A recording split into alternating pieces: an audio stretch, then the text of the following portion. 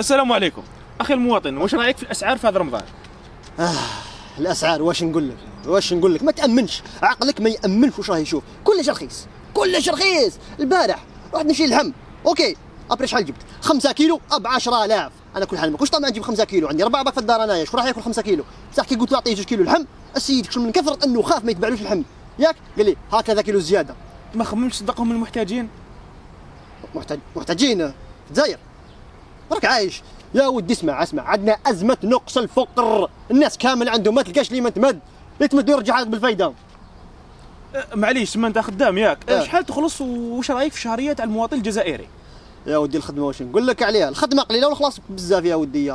شوف السمانه اللي فات باك هضرت مع المعلم تاعي، قلت له يا سيدي نقص لنا شويه، راك مكثر بزاف، 40 مليون في شهر، واش راح ندير بهم انايا؟ شوف نطلع باطيمات، شاري طوموبيلات، قريبا نجيب طياره، دراهم ما كاينش بهم نربطهم، لاستيكات خلاص في البلاد.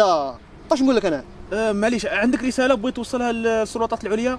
رساله رساله يا جماعه، الحياه راهي ايزي مود، صعبوا لنا شويه الحاله، وين راه الفقر، وين راهي الميزيريه، وين راهي لاشان، ما كاش، صعبوا لنا شويه الحاله، نحس روحي راني عايش. هيا هنا يما الميساج يما هنا تنتهي حصتنا في العالم الموازي، نلتقي في عالم موازي اخر. هيا صحة فطوركم وسعى رمضانكم.